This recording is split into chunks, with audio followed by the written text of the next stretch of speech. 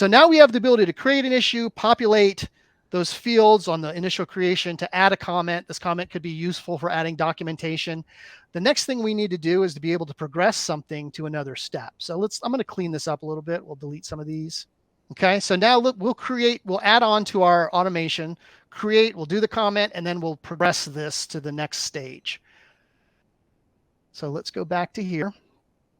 So we've got our create, so we're going to add one more to the bottom piece here. So I'll extend this out. And in this case, moving from one stage to another is called a transition. So if we do a do transition,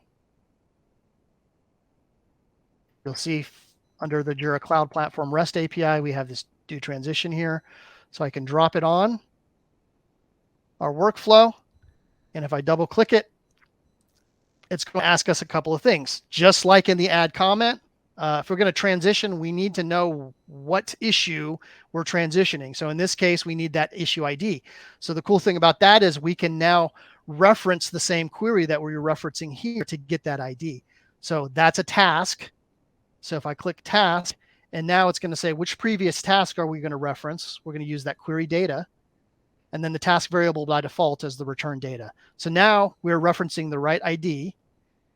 Body content type is JSON, and now we're asked another payload. And then let me paste that payload in, and I will walk through what that looks like.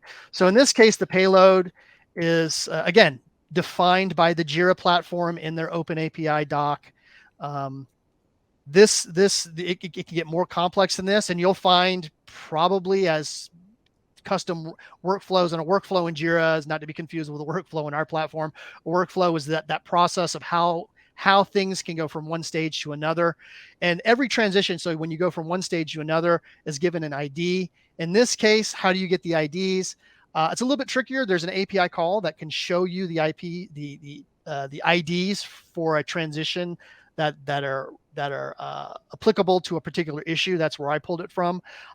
You could also, in more complex workflows, go into the workflow editor and see the transition numbers that have been assigned. Those are a couple of ways to get it. Here, you could just you could create another test workflow.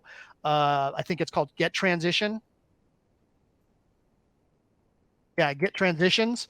You could create a one-step workflow, fill out the variables for this, and show the transitions so that you can get an idea of what the IDs are. That's how you would get that data that you have to pass to it. But in this case, this defines 31 ends up defining the transition that moves it from the first bucket, which is a request, into the second one, in progress. And really, once we have that, that's all we need. And so if we save this and run it again, going back to Operations Manager, which shows us the job executing, it's finished. Now, if we go back here, we should see, well, because it already transitioned, it started here like we saw earlier, but now we've added that do transition step and it moved it to in progress. And then there's another transition number that would move it to complete. So if we did a second do transition and that particular number is 41, that would move it from in progress to complete. So if we double click this, we should see all the same things that we've seen before. Title, description, assignee, priority, comment, and now we have the ability to transition from one stage to the next stage. And really, this gives us the foundation for now integrating these types of automation steps into a network automation, network change automation workflow as well. Because now we can create an issue, right? We can assign it. We can populate it with fields and data. And then as we move it to in progress, you're actually starting to do the work in your automation. Maybe you're pulling some information from the network and assigning it into a comment. That could be part of the documentation of what the network looked like before. You can actually make the change, document that in comments or some other field if you have custom fields. Document what the change looked like after, what's the network state look like afterwards.